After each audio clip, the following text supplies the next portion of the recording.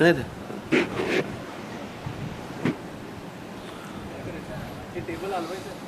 नाही कशाला काय कोणाला दिसत नाही कोणाला दिसत नाही ऐकू येते बस झालं मग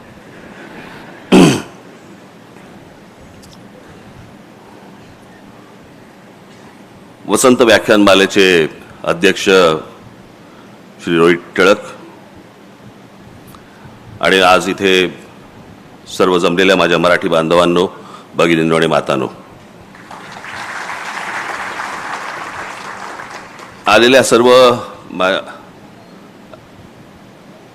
पक्षातले अनेक जण इथे आलेले आहेत माझी सर्वांना विनंती आहे अशा टाळ्या वगैरे या सगळ्या गोष्टी असतात फक्त माझं भाषण चालू असताना माझं बोलणं चालू असताना कृपया कोणी घोषणा देऊ नयेत धन्यवाद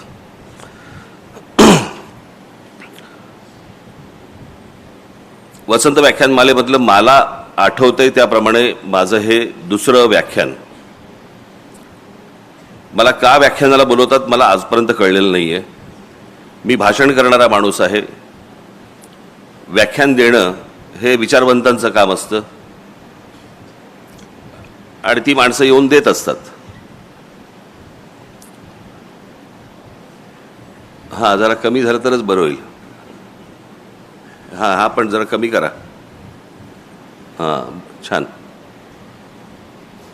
मागे जेव्हा माझं व्याख्यान झालं होतं त्यावेळेला मला असं वाटतं मागच्या बाहेर एक पटांगण आहे बरोबर ना त्या पटांगणामध्ये माझं व्याख्यान झालं होतं त्याला बरीच वर्ष झाली आता म्हणजे साधारणपणे त्याला 25-30 वर्ष झाली असतील आणि त्याच्यानंतर माझं आज इथे व्याख्यान होतंय तुमचा विश्वास बसणार नाही याची मला पूर्ण खात्री आहे परंतु काही अशी महत्वाची मोजकी काही भाषणं असतात माझी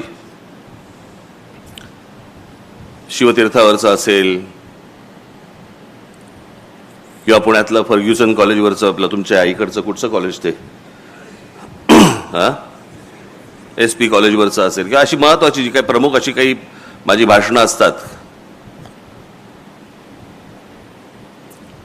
हे तुम्ही माझ्या घरच्यांना माझी इथे मुलगी इथे आलेली आहे माझा मुलगा इथेच कुठेतरी असेल उर्वशी आली आहे आम्ही कुठेतरी असेल घरी माझ्या पत्नीलाही विचारू शकता तुमचा विश्वास बसणार नाही पण माझ्या हातापायाला घाम फुटलेला असतो माझे हातपाय थंड पडलेले असतात सकाळपासून अनेक जण म्हणतात की नाही नाही काहीतरी काय बोलताय मी खरंच सांगतोय ज्या दिवशी माझं भाषण असतं असं काही महत्वाचं त्यावेळेला अनेकदा मी सकाळपासून ते भाषण होईपर्यंत कोणाशी बोलत पण नाही कैद्यांना ताटं येतात ना तसंच एखादं ताट येतं खाली दुपारचं इतकं नका पकडू पण तशाच प्रकारचं येतं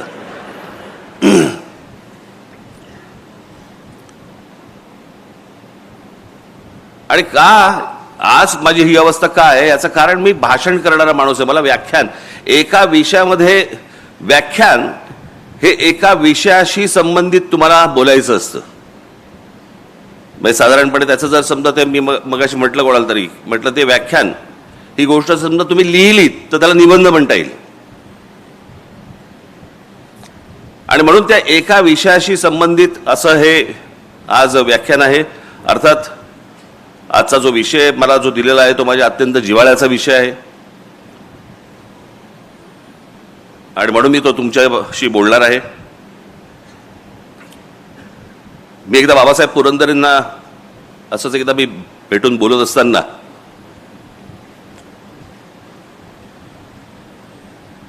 शिवछत्रपतींच्या इतिहासामधनं बाबासाहेबांनी आतापर्यंत महाराष्ट्राला काय सांगितलं मी म्हटलं बाबासाहेब शिवछत्रपतींचा इतिहास आपण वाचत आलो सण सणावळीसाठी म्हणून वाचायचा नसतो इतिहास कोण कधी जन्माला आलं कोण कधी गेलं ज्यांना लक्षात ठेवायचं त्यांनी लक्षात ठेवावं आपण त्यातनं बोध काय घेतोय आणि एक अप्रतिम मला त्यांनी गोष्ट सांगितली बाबासाहेबांनी आणि मला त्यांनी सांगितलं की शिवचरित्र वाचताना किंवा ऐकताना त्यातनं बोध काय घ्यायचा, तर शिवछत्रपती आजच्या काळात तुम्ही कसं जगावं हे त्या काळात सांगत होते. आज आपण ज्या काळामध्ये जगतो आहोत त्या काळामध्ये कसं जगलं पाहिजे हे जर समजा शिवछत्रपतींचा इतिहास वाचला तर त्यांच्या प्रत्येक गोष्टीतनं आपण काय वाचतो, आपण आग्र्याहून सुटका वाचतो, अफजल खानाचा वध वाचतो, शाहिस्तेखानाची बोटं छाटली ते वाचतो, सिद्धी जोहरचा वेढा तोडून महाराज कसे आले ते बघतो. परंतु या 50 वर्षामध्ये, आयुष्याच्या 50 वर्षामध्ये त्या माणसाने आपल्याला काय सांगितलं, आपल्याला काय शिकवलं, महाराष्ट्राने ह्याच्या पुढे कसं जगलं पाहिजे, कसं राहिलं पाहिजे, कसं वागलं पाहिजे.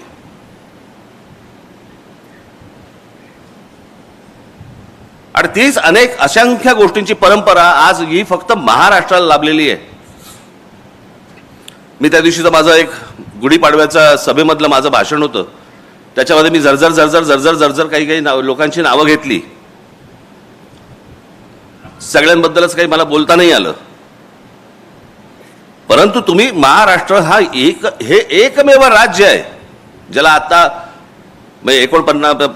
47 साली ज्यावेळेला स्वातंत्र्य मिळालं आपल्याला, ती स्वातंत्र्य मिळाल्यानंतर त्या सगळ्या प्रदेशांची राज्य झाली. म्हणून आता त्याला राज्य म्हणावं लागतंय.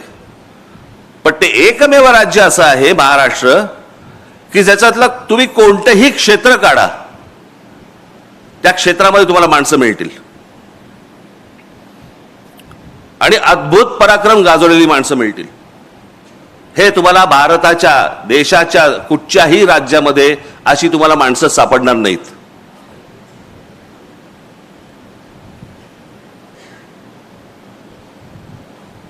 म्हणून मी आज तुमच्या समोर, आज इथे मी तो जो मी आलेख दाखवला होता, जे काही लोकांसमोर तुम्ही सगळ्यांसमोर जे दाखवलं होतं, फक्त झरझर तुमच्या समोर फक्त मांडणार आहे की महाराष्ट्राचं कर्तृत्व काय, महाराष्ट्राची ओळख काय. म्हणजे मी तुम्हाला आता एक फक्त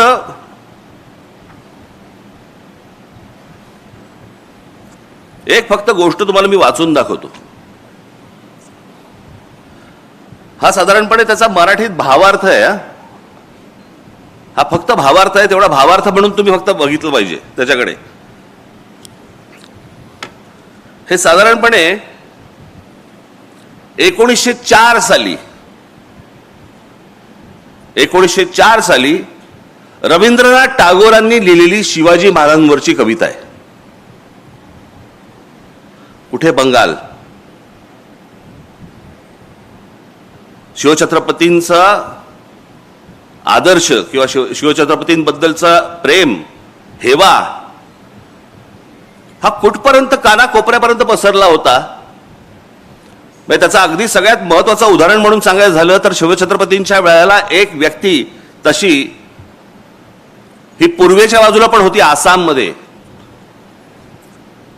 त्या व्यक्तीचा आदर्श हे आमचे शिवछत्रपती होते. त्या व्यक्तीचं नाव होतं लच्छितबड फुकंद. हा तिकडचा मोठा एक सेनापती होता आसाम मधला.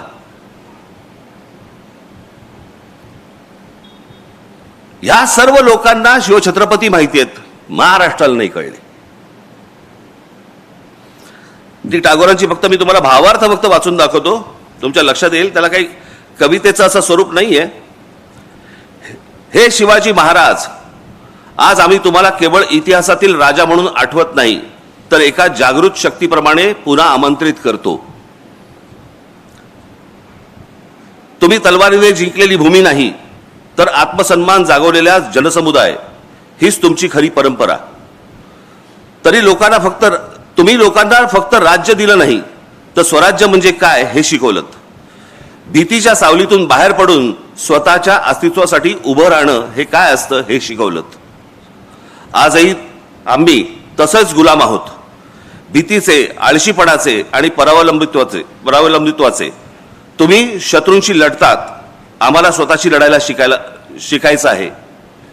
हे शिवाजी, तुमचा उत्सव फक्त ढोल ताशांमध्ये नको, तो आपल्या विचारात, कृतीत, स्वभावात दिसायला हवा. तुमचं नाव घेणं सोपं आहे, पण तुमच्यासारखं जगणं कठीण आहे. तुम्ही साधेपणात महानता दाखवलीत, धर्मात सहिष्णुता आणि सत्तेत संयम. आज आम्ही सत्तेला स्वार्थ समजतो आणि धर्माला भेदभाव आणि राष्ट्राला केवळ घोषणा. शिवाजी महाराज, तुमचा खरा उत्सव तेव्हाच होईल जेव्हा प्रत्येक माणूस स्वतःच्या मनातलं राज्य जिंकेल. उठा, जागे व्हा. तुमची तलवार आता लोखंडाची नाही तर विचारांची असावी. तुमचा किल्ला आता डोंगरावर नाही तर लोकांच्या विश्वासात असावा. हे शिवाजी, आम्हाला पुन्हा शिकवा, स्वराज्य म्हणजे केवळ सत्ता नाही तर जबाबदारी आहे. हे रवींद्रनाथ टागोरांनी तेव्हा 1904 साली लिहून ठेवलेली गोष्ट आहे, जी आम्हाला अजून समजत नाहीये. आपल्याकडची संत परंपरा महाराष्ट्राची कुठेही तुम्हाला सापडणार नाही. कोणत्याही राज्यात तुम्हाला अशा प्रकारचे संत सापडणार नाही ज्यांनी या संपूर्ण या भागाची, या राज्याची, ज्याला आता राज्य म्हणतो आपण, परंतु या संपूर्ण भागाची संपूर्ण वैचारिक मशागत केली. सर्वांना जातीपातीपासून दूर लोटलं, त्यातले भेदभाव सगळे काढून टाकले. आज नुसती आपण फक्त माणसं फक्त बघूया, नुसती माणसं फक्त बघूया. लावा.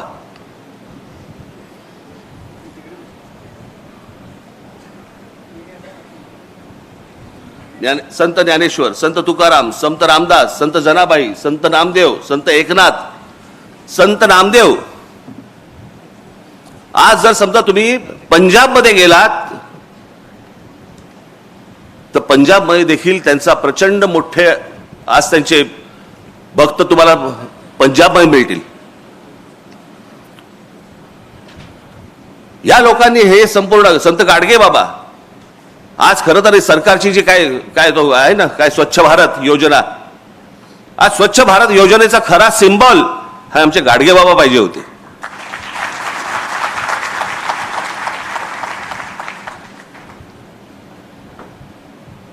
कधीतरी एकदा तुम्ही आपल्या पुस्तकांमध्ये डोकावा आणि महाराष्ट्राची नुसती फक्त परंपरा जरी नुसती बघत आलात, यांनी आम्हाला काय शिकवले. आज जे तुम्ही जगताय ना, आज ज्या वातावरणामध्ये, मी अनेकदा म्हणतो ना, हे बाहेरचे राज्यांमधले जे लोंढे येतात, बाहेरच्या राज्यांमधले लोक महाराष्ट्रामध्ये येतात. काय येतात? कारण जे महाराष्ट्रामध्ये वातावरण आहे ते भारताच्या कुठच्याही राज्यांमध्ये नाही आहे.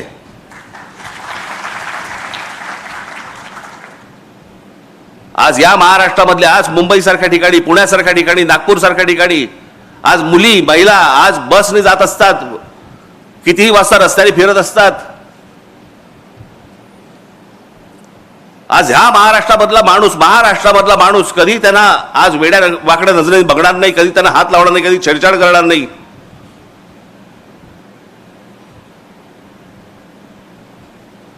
हे अनेक महिला, अनेक मुली, अनेक मुलं हे त्यांचा प्रदेश सोडून महाराष्ट्रामध्ये येतात. अनेक मुली स्वतः येऊन सांगतात की आम्ही दिल्ली सारख्या ठिकाणी, दिल्लीच्या बसमध्ये, त्यांच्या परिवहन बस जी काय सेवा आहे त्या बसमध्ये आम्ही बसू शकत नाही, आम्हाला भीती वाटते. 7 नंतर दिल्ली सारख्या ठिकाणी, देशाची राजधानी, 7 नंतर आम्हाला फिरायला भीती वाटते.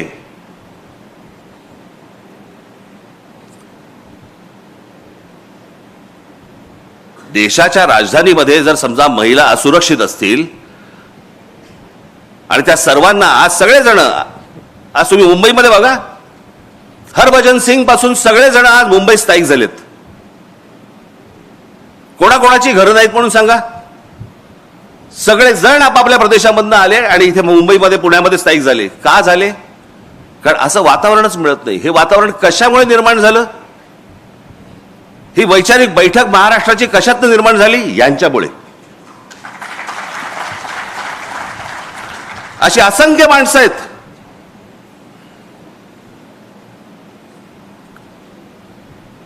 म्हणजे आज पुण्यामध्ये, मला अजूनही आठवते लहान असताना मी जेव्हा पुण्यामध्ये येत असे, आजही आहे, काही आज वेगळं नाहीये, परंतु आज अनेक, त्यावेळेला पण देखील अनेक महिला, अनेक मुली आज सायकल चालवायच्या, स्कूटर चालवायच्या. हे वातावरण कुठे नव्हतं हो.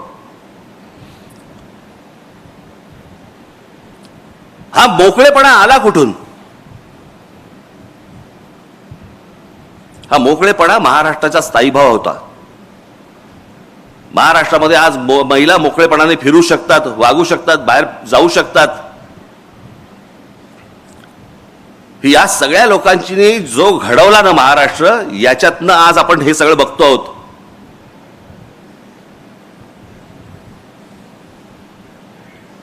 आपण दरवेळेला म्हणतो की मोगलांनी आक्रमण केलं, ह्यांनी आक्रमण केलं, त्यांनी आक्रमण केलं, पण ह्या सगळ्या आक्रमणामध्ये बंडखोरीचा विचार हा पहिला जर कोणाच्या मनात आला असेल तर तो एका स्त्रीच्या मनात आला की ह्यांच्या विरुद्ध बंड झालं पाहिजे. माझ्या भूमीवरती माझं राज्य असलं पाहिजे आणि माझ्या भूमीवरचं माझं राज्य, तिथून तो शब्द आला स्वराज्य. तो एका बंडखोर एका मुलीमध्ये आला जिने आपल्या वडिलांना सांगायचा प्रयत्न केला, त्यानंतर आपल्या नवऱ्याला सांगायचा प्रयत्न केला, त्यांनी तो प्रयत्न केला देखील. ते आमच्या जिजाऊ साहेब. शहाजीराजांनी बंड केलं, फसलं, आणि मग ती संपूर्ण गोष्ट आपल्या मुलाकडनं करून घेतली. त्यालाही नशीब लागतं, त्याचा मुलगा जन्माला यायला लागतो.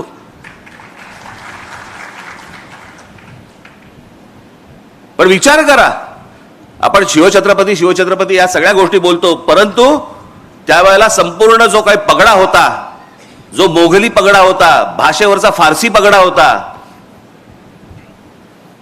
आमच्या शिवछत्रपतींनी सांगितलं मराठी शब्दकोश काढा. फारसी जो आपल्यावरचा परिणाम आहे तो सगळा घालवा. संस्कृत ही महाराजांची अत्यंत आवडती भाषा होती आणि मराठी शब्दकोश निर्माण करण्याचं सगळ्यात मोठं काम हे शिवछत्रपतींनी केलं. त्यावेळेला आम्ही नुसतेच फक्त छत्रपती शिवाजी महाराज की जय आम्ही फक्त घोषणा देणार, पण आपण भाषा कशी बोलतो आहोत, आपण काय बोलतो आहोत, कसं बोलतो आहोत, आज लक्ष आहे का या गोष्टींकडे आपलं?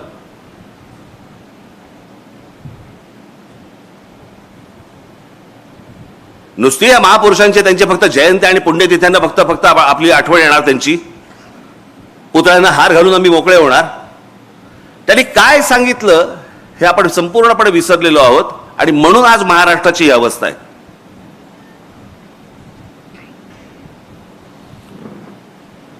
तुम्ही कोणतंही क्षेत्र काढा, कोणतंही क्षेत्र काढा,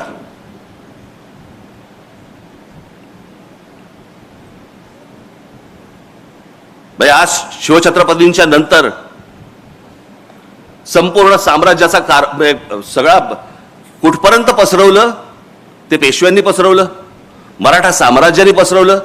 काय केलं? शिवछत्रपतींचा विचार पसरवला. तो शिवछत्रपतींचा विचार कुठून कुठपर्यंत पसरवला? जवळपास 125 वर्ष या संपूर्ण हिंद प्रांतावरती मराठ्यांचं राज्य होतं. आज ज्याला आपण भारत म्हणतोय ना, या भारतामध्ये अनेक आहेत.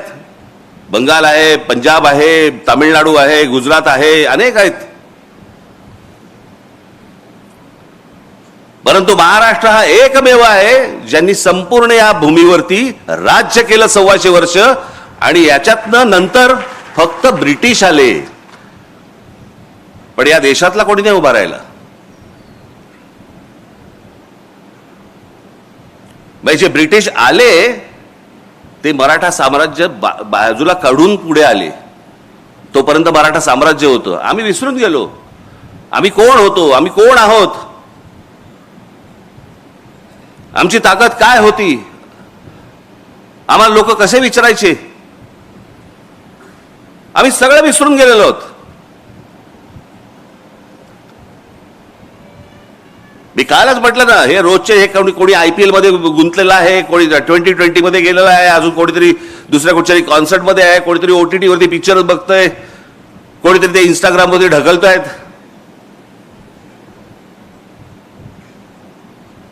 मूळ गोष्टींकडे आमचं दुर्लक्ष झालं की कोण आहोत आम्ही, आम्हाला हे कोणी शिकवलं, आमची भाषा काय, आमची मराठी भाषा.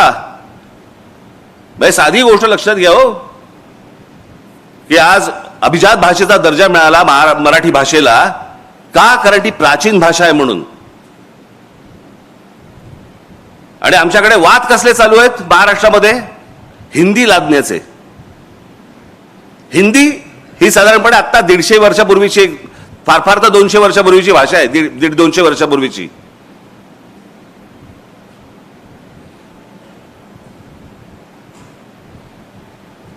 त्याच्यात आम्ही गुंतलेलो आहोत. म्हणजे उद्या हिंदी भाषेला जर समजा अभिजात भाषेचा दर्जा मिळायचा असेल ना, अजून 1000 वर्ष आहेत.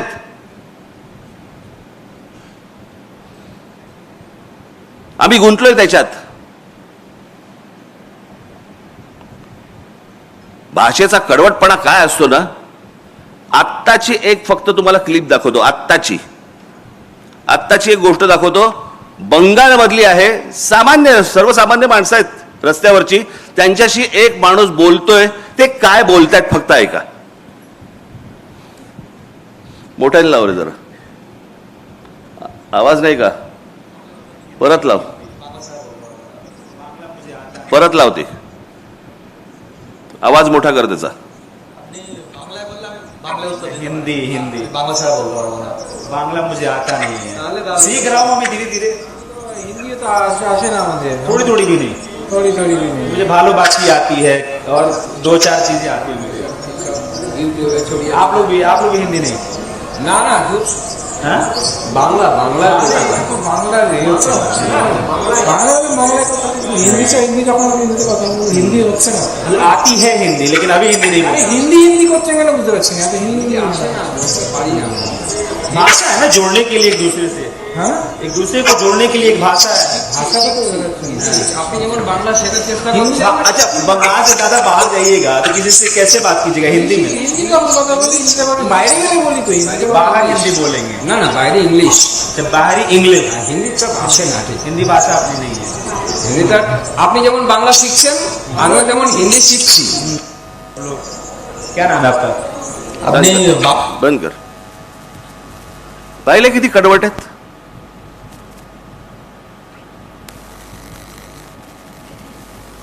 तुम्ही जोपर्यंत कडवट राहणार नाही, तुम्ही जोपर्यंत कडवट होणार नाही, तोपर्यंत या गोष्टी अशाच होत राहणार.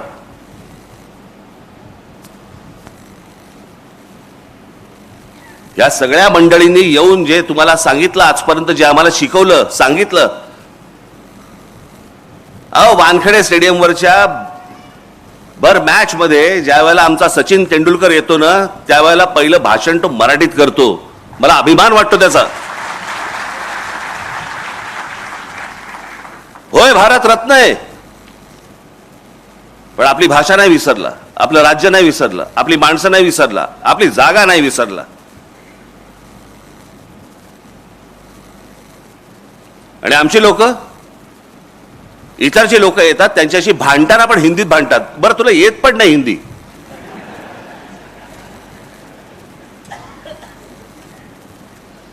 मग त्याशी कोणतरी असं बोलताना कायकू हा शब्द कुठून आला मला कळलं नाही. हा कुठच्याही भाषेत नाहीये शब्द. ऐसा कायकू करताय, कायकू कुठून आला हा शब्द? बरं बोल. माझा भाषा कुठचीच वाईट नसते.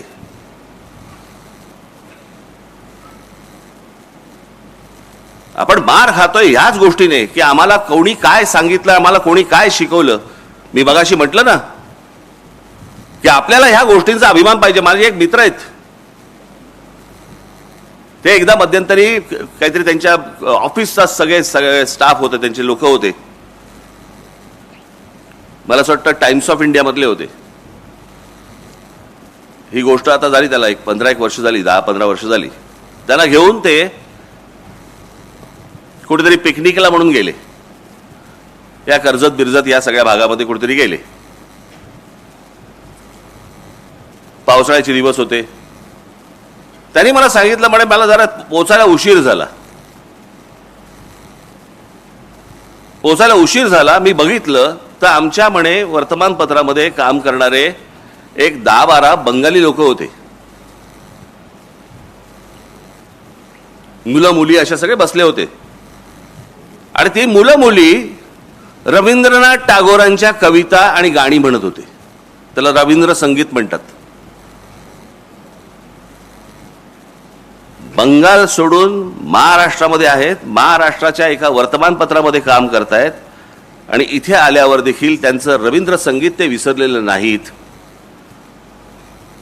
आणि आमच्याकडे लेखक कोण आणि कवी कोण हा जातीतनं पाहिला जातो.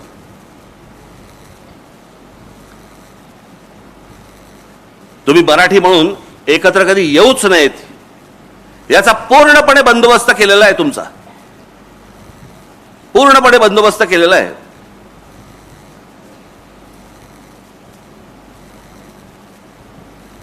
आता काल परवाकडे कोणतरी ते कोणी साधू आहेत ना, संधी साधू, कोणालाही पेव फुटत. त्याशी एका बाबाची एकाने मस्त उतरवली. मी कुठेतरी त्याची कोणाकडे तरी क्लिप पाहिली, ती फार फार सुंदर उतरवली त्याची. त्याने विचारलं काय बाबा, सीता स्वयंवर में रावण जी आए थे क्या? बरं, आता यांना काही सगळंच माहिती असतं ना, वरती काही लावलं की सगळंच माहिती असतं. तर बोला हाँ आए थे. अच्छा, तो उनको न्योता देने कौन गया था? तो बोले नहीं, वो राम जी के कोई थे, उनके साथ वाले जो थे उनको न्योता देने गए थे. अच्छा, तो न्योता पहुंच गया वहां पे? तो बोले हाँ, इसीलिए तो आ गए. अच्छा, तो राम जी उसी रास्ते से क्यों नहीं गए, वो सेतु क्यों बांधा? बोलती बंद त्याची समोरच्याची. याचा कारण अभ्यास नाही, माहिती काहीच नाही, बस बसायचं. साधी भोळी माणसं तर आहेतच या देशात. ही सगळी माणसं इथे येणार आणि कसा वाद पेटवायचा फक्त बघा. वाद फक्त पेटवायची. काय, मी तुम्हाला एक गोष्ट तुम्हाला सांगतो की कोणतीही सद्य परिस्थिती ही तुम्हाला राजकारण सोडून बोलता येत नाही. आज हा कोणावरती तरी बाबा राजकारणाच्या वरती बोलणार आहे वगैरे अशातला असेल ते येतच त्याच्यामध्ये. परंतु हे सगळं वाटोळं जे झालेलं आहे, या सगळ्या वाटोळ्याला कारणीभूत फक्त महाराष्ट्रातले राजकारणी आहेत, दुसरं कोणी नाही. नाही तर हिंमतच नाही होणार हो. आज जो महाराष्ट्रामधला जो प्रश्न, आज तो काय तो रिक्षा भिक्षांचा काय मराठी बोललं पाहिजे वगैरे जो विषय आलाय, हिंमत कशी होते मला जरा सांगा. नाही मराठी बोलणार. तुमच्या राज्यात येऊन तुम्हाला ते सांगतायत की नाही मराठी बोलणार आम्ही, आणि त्याच्यावरती आमचे मंत्री त्यांना सांगतायत बरं बरं ठीक आहे 4 महिने अजून घ्या, मराठी शिका. हिंमत नाही तुमची, लायसन्सच रद्द करा. हेच बाकीच्या राज्यात काय होईल, हेच तामिळनाडूमध्ये जर समजा ते बोलले नाही बोलत जा तामिळ, काय होईल मला जरा सांगा. तिकडे पंजाबमध्ये गेले आणि बोलले नाही येत पंजाबी, आम्हाला नाही बोलायचं पंजाबी, काय होईल तिकडे. गुजरातमध्ये गेले आणि बोलले नाही गुजराती बोलायचं आम्हाला, काय होईल त्या राज्यांमध्ये तिकडे. मराठी टिकवायची असेल तर ती वरपासून खालपर्यंत टिकवायला लागते. आणि आमच्या लोकांनी जे सांगितलं, आमची लोक जे सांगत आले, बोलत आले, तो महाराष्ट्राचा ठसा तो त्यांनी उमटवला ना. म्हणजे एक साधं उदाहरण तुम्हाला सांगतो. सी डी देशमुख, चिंतामणराव देशमुख, हा देश स्वतंत्र झाल्यानंतरचे आपल्या देशाचे पहिले फायनान्स मिनिस्टर. आधी कोण होते?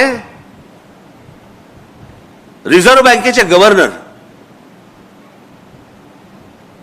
भारत स्वतंत्र झाल्यानंतर ज्या नोटा छापल्या गेल्या त्या नोटेवरचं पहिली स्वाक्षरी जी आहे नोटेवरची ती चिंतामणराव देशमुखांची आहे, एका मराठी माणसाची आहे.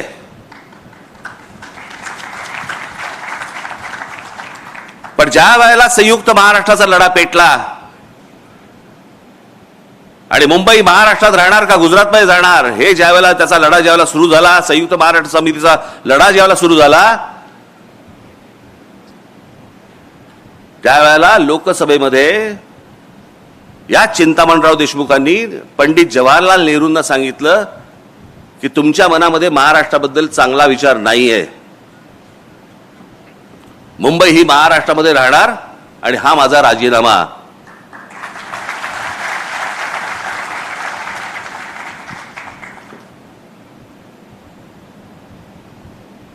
तो माणूस IAS होता.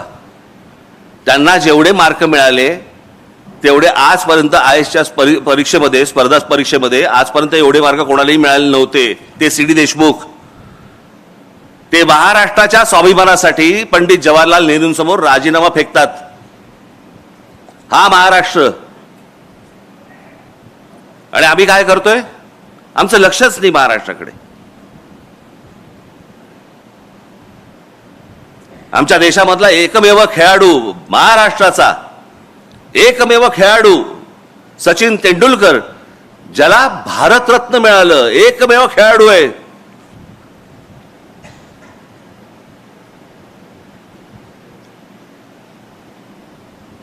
आम्हाला काय, मॅच बघतोय, आनंद घेतोय, बस झालं, संपला विषय. हे दुसऱ्या कोणत्याही राज्यामध्ये असतं ना, त्यांचं काय केलं असतं. थोडा लाईट लावा रे लोकांमध्ये. मला असं वाटतं मी एकटाच बोलतोय.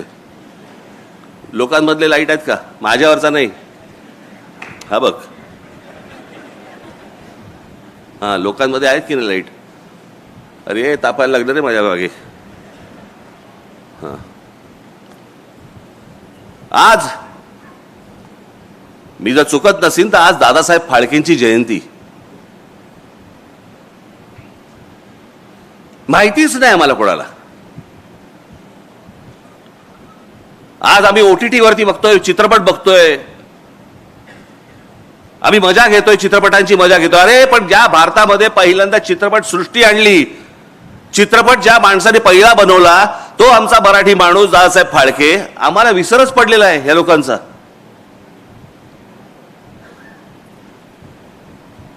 सत्यजित रे यांना ऑस्करचा लाईफ टाईम अचिव्हमेंट अवॉर्ड मिळाला. ऑस्करचा लाईफ टाईम अचिव्हमेंट अवॉर्ड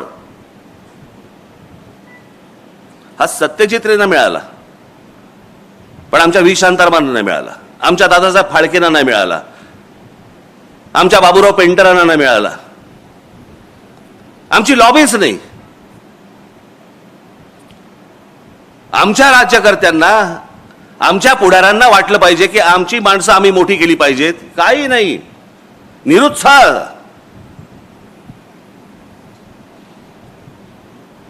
आमच्या लोकांना मोठं बोलण्यातच आम्हाला पाप वाटायला लागलं.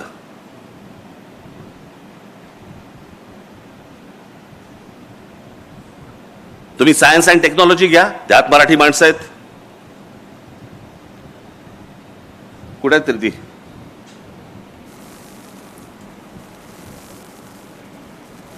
गोवारीकर आहेत, माशेलकर आहेत, अनेक लोक आहेत. माशेलकर या माणसाने, आज आम्हाला कळत नाही, आम्ही जातो खंडोबाला, जातो खंडोबाच्या इकडे जातो, आम्ही तुमचा काय त्याला काय हळद असते ना तिकडे, भंडारा, आम्ही उधळतो तिकडे भंडारा. भंडारा म्हणजे काय? हळदच ना.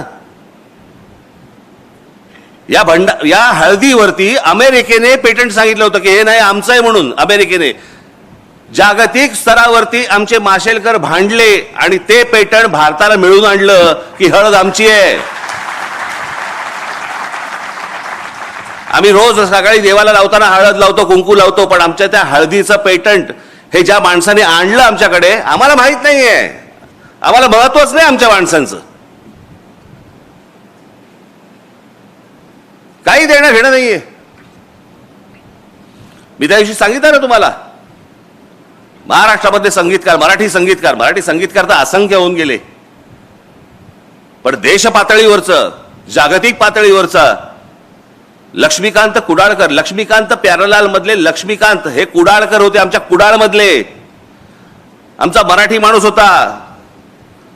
6300 गाणी दिली आजपर्यंत. 6300 गाणी कशाला म्हणतात हो? काय आहे आमच्याकडे? लक्ष्मीकांत कुडाळकरांच्या नावाने आमच्याकडे काही आहे? छत्रपती शिवाजी महाराज ही महाराष्ट्राची ओळख, डॉक्टर बाबासाहेब आंबेडकर ही महाराष्ट्राची ओळख, ज्योतिराव फुले आमचे ही महाराष्ट्राची ओळख. हे मोठेच होते, ही मोठीच माणसं होती. लोकमान्य टिळक ही मोठीच माणसं होती. पण आज छत्रपती शिवाजी महाराजांच्या नावाने केवढ्या गोष्टी आहेत. पूल आहेत, पुतळे तर भरपूरच आहेत. बाबासाहेबांच्या नावाने किती आहेत, अनेक रस्ते आहेत, अनेक गोष्टी आहेत. ज्योतिरावांच्या नावाने किती आहेत, पुतळे आहेत, अनेक रस्ते आहेत, अनेक चौक आहेत. लोकमान्य टिळकांच्या नावाने किती आहेत, अनेक गोष्टी आहेत, रस्ते आहेत, चौक आहेत, स्मारक आहेत, पुतळे आहेत. इतर जी मोठी माणसं होऊन गेली महाराष्ट्रामध्ये, त्यांच्या नावाने आपण कधी काय करणार आहोत. ही स्मारक, हे चौक, हे पुतळे, अहो जगाला ओरडून बोंबलून सांगितलं पाहिजे आमच्याकडे कोण जन्माला आले. आणि ते फक्त महाराष्ट्रामध्ये आले, इतर भारताच्या कुठच्याही प्रांतात नाही आले.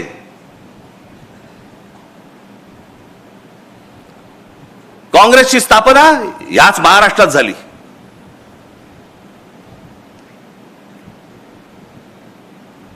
RSSचे सरसंघचालक झाले आजपर्यंत. किती झाले? माझ्या ते 5 झाले ना, बरोबर ना?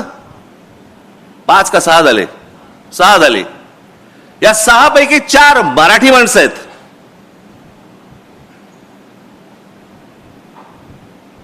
म्हणजे या देशामध्ये सर्वात मोठे जे काही पक्ष किंवा संघटना ज्या काही उभ्या राहिल्या, आपण त्याच्याकडे ह्या पक्षाचा आहे, आपण तो त्या पक्षाचा आहे. अरे महाराष्ट्रातला आहे हे आपण का विसरतोय? लता मंगेशकर एवढी मोठी मोठी गायिका, भारतरत्न लता मंगेशकरांच्या नावाने काय महाराष्ट्रामध्ये जरा सांगा मला. आत्ता आशाताई गेल्या, किशोरी आमोणकर, अहो भीमसेन अण्णा, भीमसेन जोशींच्या नावाने काय आपल्याकडे महाराष्ट्रामध्ये. हे जर दुसऱ्या राज्यामध्ये जन्माला आले असते ना, त्यांनी ओरडून ओरडून जगाला सांगितलं असतं, आमच्याकडे कोण रत्न जन्माला आली. आम्ही पडलोय कशामध्ये, सापडलोय कशामध्ये? आम्ही जातीपातीत सापडलोय. लोकमान्य टिळक ना ब्राह्मण होते, जाऊन ते आपल्याला काय करायचंय. महात्मा ज्योतिराव फुले ना माळी होते, आपल्याला काय करायचंय. बाबासाहेब आंबेडकर ते दलित होते, त्याला काय आपल्याला काय करायचंय. शिवाजी महाराज ते काय मराठ्यांचे राजे. हे आमच्याकडेच सगळं सुरू केलं. हे आम्हीच लोकांनी सुरू केलं. आम्हीच आमच्या महापुरुषांना जातीपातीमध्ये आम्ही विभागलं. आम्हीच आमच्या लेखकांना, कवींना, आम्ही सगळ्यांना आम्ही जातीमध्येच बघायला लागलो. पुस्तकाचं नाव नाही बघायचं, पुस्तकाचा लेखक बघायचा आणि त्याप्रमाणे पुस्तक विकत घ्यायचं की नाही घ्यायचं आम्ही ठरवायचं. कोण काय बोललंय याच्यावरती आम्हाला काही देणं घेणंच नाही रे. इतका विभागलेला, इतका बेसावध मराठी माणसापेक्षा दुसरा माणूस नाही भूतलावरती.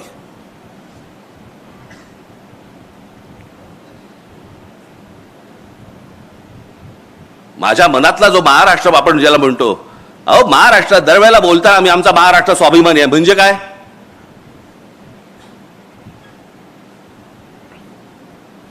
म्हणजे काय आम्हाला कळतच नाही. बरं, अनेक सुशिक्षित लोक आहेत, त्यांनाही समजत नाही. मी नेहमी सांगत असतो ना, माणूस सुशिक्षित असून उपयोगाचा नाहीये, तो माणूस सुज्ञ असावा लागतो. ते मध्यंतरी काय ते झालं ना, ते काय सिंदूर काय ते युद्ध बिद्ध काय ते झालं सगळं, आणि मग सगळे जण सुरू झाले, कराची ले लिया, इस्लामाबाद ले लिया, आणि काय अजून काय घेतलं, लाहोर ले लिया. साला म्हटलं हे घेऊन करायचं कायचं. समजा उद्या लाहोर घेतलं तर लाहोर मध्ये सत्ता कोणाची? बाकी सगळं पाकिस्तानचं, मध्ये लाहोर फक्त भारताची. असं कसं होऊ शकतं? काहीही थापा मारतात आणि आमचे लोक टाळ्या वाजवतात. घेतलं बरं का एकदाच लाहोर, जणू का हात सोडून आला होता तिकडनं. काही माहिती नाही, कशाचा कशाला काही पत्ता नाहीये. आपल्या जगामध्ये, आपल्याच विश्वामध्ये दंगलेले असतात, रमलेले असतात. जा एकदा बाहेरच्या राज्यांमध्ये बघा, दुसऱ्या भाषांमध्ये कधी दुकानाच्या पाट्या तरी लागतात का बघा. आज महाराष्ट्रामध्ये अनेक ठिकाणी आज भाईंदर बिंदर या ठाणा बिणा अनेक ठिकाणी आज गुजराती पाट्या लागतात. पुण्यामध्ये गुजराती पाट्या लागतात. माझा भाषेला विरोध नाहीये. भाषा तिकडे गुजरातमध्ये, भाषा कुठलीही चांगली, पण ते तिकडे त्या राज्यात ज्या राज्याची राजभाषा जी आहे त्याच भाषेमध्ये इकडचे बोर्ड लागणार. याच्यावरती आपण ठाम राहिलं पाहिजे. आणि मग माझ्या सहकार्यांनी उद्या सर समजा काहीतरी केलं की लगेच आमचेच बोलणार. खरं तर मारायला नव्हतं पाहिजे. मग काय करायला पाहिजे होतं? आरती ओवाळायला पाहिजे होती त्याची. काय करायला पाहिजे होतं? सर्वात महत्वाची गोष्ट कोणती? यांची हिम्मत होते. या सगळ्या गोष्टी आम्ही मराठी बोलणार नाही, तुमच्या राज्यात आम्ही गुजराती पाटी लावू, आम्ही तुमच्या राज्यात येऊन आम्ही मुंबईला बॉम्बे म्हणू. म्हणजे गंमत बघा, बॉम्बेचं मुंबई, खरं तर मुंबईच नाव आहे त्याचं, आणि मद्रासचं चेन्नई हे एकाच वेळेला झालंय. 96 साली का 97 साली. पण सगळे लोक बोलताना बरोबर चेन्नई बोलणार आणि इथे बोलताना बॉम्बे म्हणणार. हॉटेलची नावं बदललेली लक्षात राहतात रे. ओबेरॉयचं ट्रायडंट झालं की लगेच लक्षात राहते यांच्या. नाही ट्रायडंटला जायचंय. अरे पूर्वी ओबेरॉय होतं ना. नाही आता ट्रायडंट झालं. मग मुंबई झालेलं लक्षात राहत नाही. बरं, तो आमचा भावनेचा विषय आहे. तिथे 7 आयलंड्स होती, बेटं होती. त्या 7 बेटांवरती फक्त एक मंदिर होतं, ते मुंबा देवीचं मंदिर होतं. आणि मराठी माणूस देवीला आई म्हणतो. तो तिथे जाताना कुठे चाललास? मुंबईला चाललो, मुंबईचं दर्शन घ्यायला चाललो. याच्यातनं ते मुंबई हे नाव आलं.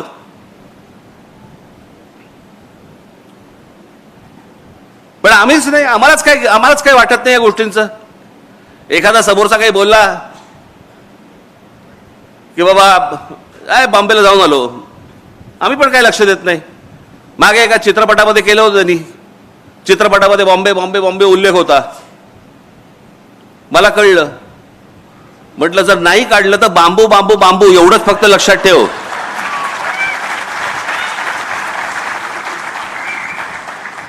मग आले वटणीवरती. आम्हाला हे करायला का लागतंय? मी हे सतत जे बोलतोय, मी जे सतत तुम्हाला सांगतोय, हे का सांगतोय? हे सांगतोय एवढ्यासाठीच सांगतोय बाबांनो, मी खरंच सांगतोय तुम्हाला, ही इतकी भीषण वेळ आहे आत्ताची. सगळ्या बाजूनी इमारती उभ्या राहत आहेत. तुम्हाला कंट्रोल तुमच्या हातातच कंट्रोल नाहीये. सगळ्या उद्योगपतींनी, बिल्डरांनी, सगळ्यांनी ताबा घेतलेला आहे. तुम्ही कोण आहात, काय आहात, कसे राहणार आहात, कसे जगणार आहात, कुठून फिरणार आहात, काय ह्याच्याशी त्याला काही कर्तव्य नाहीये. आणि आमच्याकडे राज्याच्या राज्य संपूर्ण सरेंडर झालेलं आहे. हे काय हेच राज्यकर्ते म्हणत नाही, ह्याच्या अगोदरची राज्यकर्ते सगळे बिल्डरांना आणि उद्योगपतींना सरेंडर होतात. आणि आज काय गोष्टी चालू आहेत हे तुमच्या डोळ्यात देखत घडतंय. तुमच्या डोळ्यात देखत सगळं बदलतंय. तुमच्या डोळ्यात देखत भाषा बदलतीये. तुमच्या डोळ्यात देखत म्हणजे आज महाराष्ट्र राज्याचा एक मंत्री मंगल प्रभात लोढासारखा माणूस आज तुमच्या नाकावर टिचून सांगतो, ज्या वेळेला आता गॅस सिलेंडर मिळत नव्हते त्यावेळेला सांगतो, जैन लोकांसाठी म्हणून गॅस दिले जातील, गॅस पुरवठा केला जाईल, गॅस सिलेंडर दिले जातील जैन लोकांसाठी. महाराष्ट्र राज्याचा मंत्री जैन लोकांसाठी काम करणार. महाराष्ट्र राज्यासाठी काम करायला पाहिजे हे सोडून ह्यांची हिंमत कशी होते? याची हिंमत एवढ्यासाठी होते कारण तुम्ही अंगावर जात नाही. आणि आम्ही अंगावरती गेल्यानंतर तुम्ही बोलता हे कशाला अंगावर जात आहेत. पण हे त्याशिवाय होणार नाही. मला या विषयामध्ये बोलण्यासारख्या असंख्य अनेक गोष्टी आहेत, परंतु या सगळ्या गोष्टींना एक कुठेतरी राजकीय किनार आहे म्हणून मला या व्यासपीठावर मांडायची नाहीये. नजीकच्या काळात ज्याला भाषण करीन त्याला टराटरा फाडून ठेवीन, पण आज नको. माझी तुम्हाला विनंती आहे की महाराष्ट्र काय होता, महाराष्ट्र काय आहे हे एकदा तुम्ही जरा वाचा, समजून घ्या. ही माणसं कोण होती? मी फक्त तुम्हाला एक झरझर फक्त तुमच्या समोर फक्त दाखवून घेतो तुम्हाला, म्हणजे तुमच्या लक्षात येईल की आपण काय गमावलंय, खरं तर काय कमावलं होतं. दाखव. महाराज मगाशी सांगितलंच तुम्हाला यांच्याबद्दल काय, मी काय सांगणार. जा पुढे. संभाजीराजांबद्दल जा पुढे. बाळाजी विश्वनाथ पेशवे, पहिले बाजीराव पेशवे, अहिल्याबाई होळकर, तात्या टोपे, हे सगळे आम्ही पुस्तकात बघितलेत, वाचले, लक्षात नाही, आम्हाला माहितीच नाही. झाशीची राणी लक्ष्मीबाई. मी गंमत सांगतो तुम्हाला, माझे एक मित्र आहेत, आता जाऊ देत, ते सोडून द्या. इथे आपला इथे काय, हो जा पुढे, मागे जा जरा. हा लक्ष्मीबाईंचा पुतळा, हा इथे पुतळा आहे नाही का, हा बालगंधर्वच्या इकडे. मी गाडी चालवत होतो, माझ्या बाजूला बसले होते, तर मी म्हटलं, असं बघितलं, म्हटलं काय लक्ष्मीबाईंचा पुतळा केलाय, सुंदर केलाय ना. हो हो छान केला. झाशीच्या राणींसारखा पण दिसतो ना.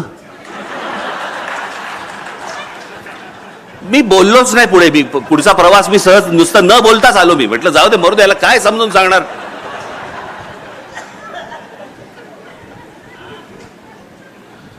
हे आमचं ज्ञान चाकवा.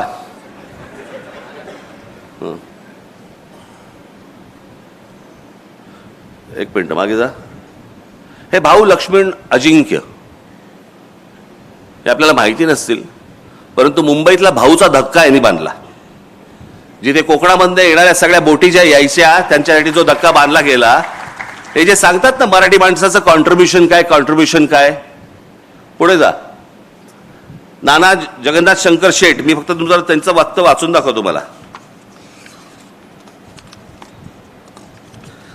जगन्नाथ शंकर शेठ, शिक्षण, वाहतूक आणि संस्था उभ्या करत त्यांनी मुंबईला केवळ व्यापार केंद्र न ठेवता विचारांचं महानगर बनवलं. यांचं सगळ्यात मोठे कॉन्ट्रीब्युशन ब्रिटिशांच्या बरोबरीने, म्हणजे माणसं आमची शिकली पाहिजेत, ब्रिटिशांचा काळ होता, त्यांना बरोबर घेऊन पण भारतासाठी आपल्या माणसांसाठी त्यांनी शाळा कॉलेज उभी केली. कोणती? एल्फिन्स्टन कॉलेज यांच्यामुळे, विल्सन कॉलेज यांच्यामुळे, सर जे स्कूल ऑफ आर्ट यांच्यामुळे, ग्रँड मेडिकल यांच्यामुळे. हे या माणसामुळे झालेलं आहे.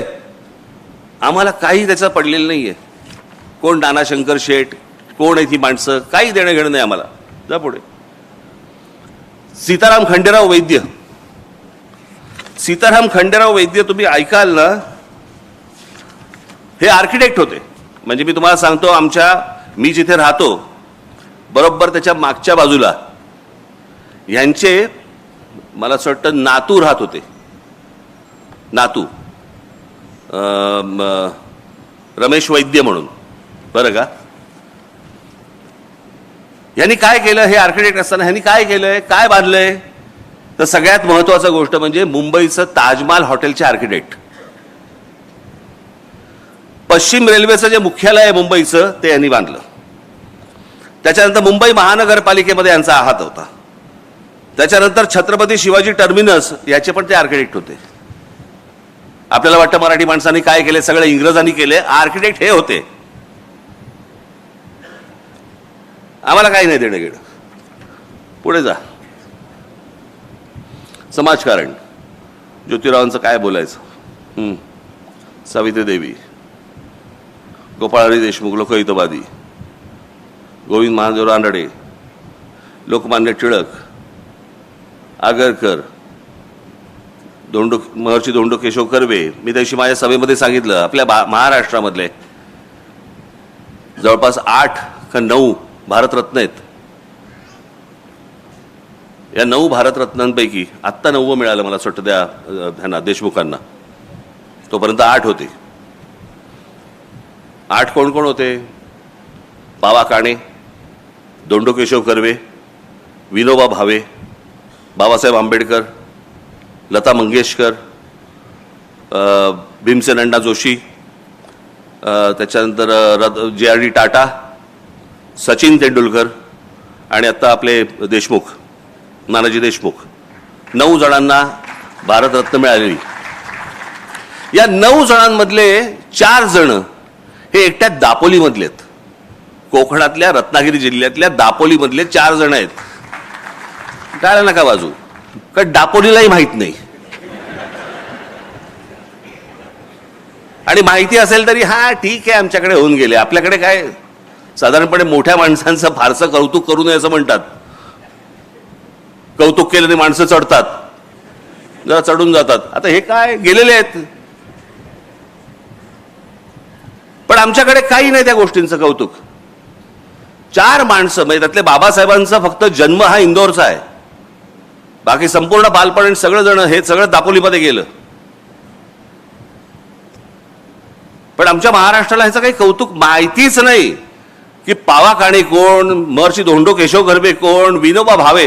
विनोबा भावे यांची भूदान चळवळ माहितीये का तुम्हाला? मला काहीही माहित नाही. भूदान चळवळ विनोबा भावेंची, ज्यांनी श्रीमंतांकडच्या जमिनी त्यावेळेला घेतल्या आणि सरकारला दिल्या आणि त्या योग्य पद्धतीने वापरल्या गेल्या. किती एकर दिल्या? 40 लाख एकर. ती संपूर्ण जी पदयात्रा त्यांची जी झाली होती देशभर, त्या देशभर पदयात्रेमधनं, त्या भूदान चळवळीमधनं तरी 40 लाख एकर जमीन श्रीमंतांकडनं काढून घेऊन सरकारला दिली. आणि आज जे या देशामध्ये अनेक जे उद्योग उभे राहिलेत किंवा जे सरकारी जागा ज्या आपल्याला दिसतात ना, त्याचं सगळ्यात मोठं श्रेय हे विनोबा भावेंचं आहे. काय भावेंना वाटत असेल आज की ज्या जमिनी मी काढून सरकारला दिल्या होत्या तेच सरकार आज त्या जमिनी काढून त्या परत त्या श्रीमंतांकडे देत आहे, परत त्या उद्योगधंदेवाल्यांकडे देत आहेत. काय वाटलं असेल मी का आजपर्यंत एवढा देशभर चाललो आणि त्यातनं मला काय मिळालं? आम्हाला या लोकांचं काही वाटतच नाही आहे. लोकांचं पुढे जा. पंडित रमाबाई, आनंदीबाई जोशी, त्या काळामध्ये विचार करायचा, परदेशामध्ये जायचं आणि डॉक्टर व्हायचं. विचार करून बघा त्या काळात, म्हणजे तो कोणता काळ होता? समुद्रावरनं गेल्यावर तुम्हाला हिंदू धर्मात तुम्ही राहणार नाही, तुम्हाला दुसऱ्या धर्मात जावं लागेल. काहीतरी आचाट विचाट काहीतरी कल्पना असायच्या त्यावेळेच्या. म्हणजे त्यावेळेला आमचे दादासाहेब फाळके देखील परदेशात गेलेच की, अनेक लोक गेले. गांधी गेले की, गांधीने कुठचा धर्म बदलला? पण त्यावेळेला ते काहीतरी असायचं, विहिरीत पाव टाकला की धर्म बदलतो. कुठला पाव टाकला की? सध्या प्लेटमध्ये पडला पाव तरी धर्म नाही बदलत आता.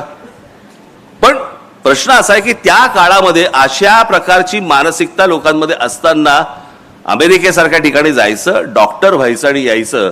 पहिली स्त्री डॉक्टर होणारी या देशामधली, तेही महाराष्ट्रामधलं महिलांचं कर्तृत्व हे जितकं अफाट आहे तेवढं तुम्हाला कुठच्याही राज्यामध्ये मिळणार नाही. तुम्हाला कोणत्याच राज्यात मिळणार नाही. पुढे जा. गोपाळकृष्ण गोखले, गांधीजींचे गुरु, ज्यांनी सांगितलं, महात्मा गांधींना सांगितलं पहिला देश फिर, देश बघ, देश समजला की काय करायचं हे आपोआप तुला समजेल. विठ्ठलरामजी शिंदे, शाहू महाराजांबद्दल काय सांगायचं? तुम्ही एकदा ह्यांच्याबद्दल वाचावं. मला मी तुम्हाला सांगतो ना, या एकेका माणसांवरती तुम्ही 1-1 तास बोलू शकू आपण. 1-1 तास. इतकी मोठी माणसं महाराष्ट्रात होऊन गेली. सावरकर, बाबासाहेब, प्रबोधनकार ठाकरे, भाऊराव पाटील, ताराबाई मोडक, विनोबा भावे सांगितलं मगाशी, नाना पाटील, क्रांतिसिंह नाना पाटील, चिंतामणरावांचं मगाशी सांगितलं तुम्हाला मी, पंजाबराव देशमुख, रामानंद तीर्थ. ही लक्षात ठेवा नावं आणि घरी जाऊन वाचा यांच्याबद्दल. यशवंतराव चव्हाण प्रचंड मोठं योगदान. आज आपण कोयना बिना बघतोय, धरण बिरण. आज महाराष्ट्राची औद्योगिक प्रगती जी सुरुवातीच्या काळामध्ये जी घडत गेली, मोठा झाला महाराष्ट्र, याचं मोठं श्रेय हे यशवंतरावांना जातं. कधी गेलात कोयना धरणावरती गेलात कधी? गेलात? मी गेलोय. पोच नसते ना, किंवा आपण कधी कुठची गोष्ट बोलली पाहिजे ह्याची माहिती नसते ना, अशा लोकांबरोबर गेलो तुम्ही. तिथे एक मोठी लिफ्ट होती, मोठी लिफ्ट होती. त्या लिफ्टमध्ये मला ते घेऊन गेले.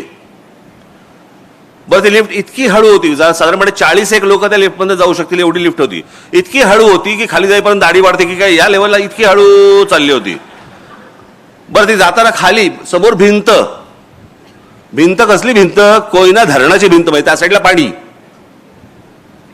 खाली चालली आहे. माझ्या बाजूला सगळे जे काय इंजिनियर होते उत्साहात. राज ठाकरे आलेत. मी आपला चाललोय त्यांच्यावर खाली. साहेब, दिवसाला 100 भूकंप होतात इकडे. मी म्हटलं, अहो हे बाहेर आल्यावरती सर्किट हाऊसवरती बोलता नाही का येणार आपल्याला? हे खाली जातानाची गोष्ट आहे का म्हटलं? कधी कुठची गोष्ट, पण तुम्ही कोयना धरण जरूर बघितलं पाहिजे. त्याचा पहिला टप्पा, दुसरा टप्पा, तिसरा टप्पा, जिकडे आज वीज निर्मिती होते ती जाऊन बघा. तुम्हाला मी पहिल्यांदा जेव्हा गेलो तेव्हा मला असं वाटलं जेम्स बॉन्डचा सेट आहे की काय. तुम्ही जाऊन फक्त बघा कोयना धरण, सहज जाऊन बघा की आपल्याकडे काय काय गोष्टी झाल्या त्या. माननीय बाळासाहेब ठाकरे, काय बोलायचं यांच्याबद्दल? संयुक्त महाराष्ट्र झाल्यानंतर, संयुक्त महाराष्ट्र समिती फुटल्यानंतर मराठी माणसांना एकत्र आणून संघटना बांधणारा हा माणूस, या देशामध्ये, संपूर्ण देशात हिंदूंना हिंदू म्हणून मतदान करायला लावणारा हा देशातला पहिला माणूस.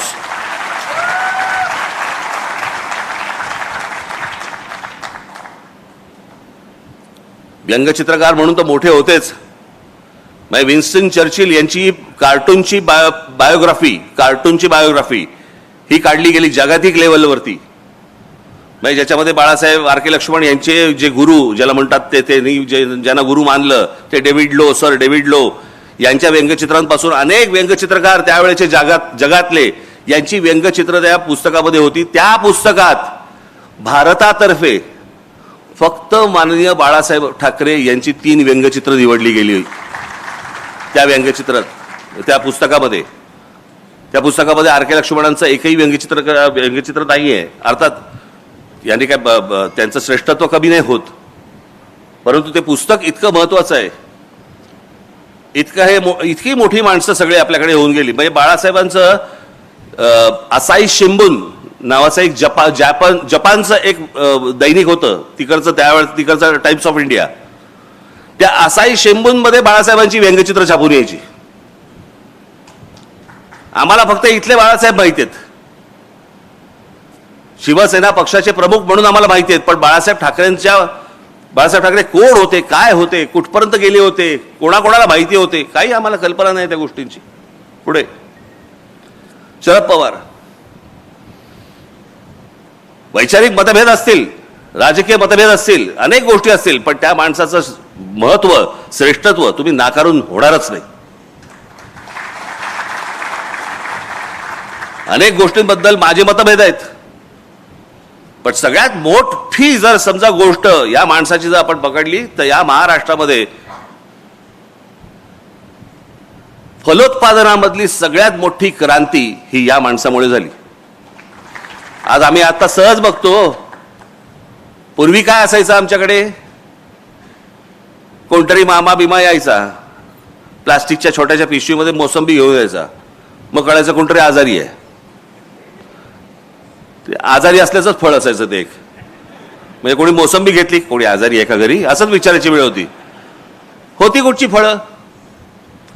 परंतु रस्त्यावरती ज्या वेळेला तुम्हाला गाडीच्या बाजूनी स्ट्रॉबेरी दिसायला लागली, तुम्हाला या महाराष्ट्रामध्ये, देशामध्ये विविध प्रकारची फळं ही बाहेरच्या जगातनं येत होती आणि या जगातनं येऊन महाराष्ट्रामध्ये, या देशामध्ये बनत होती.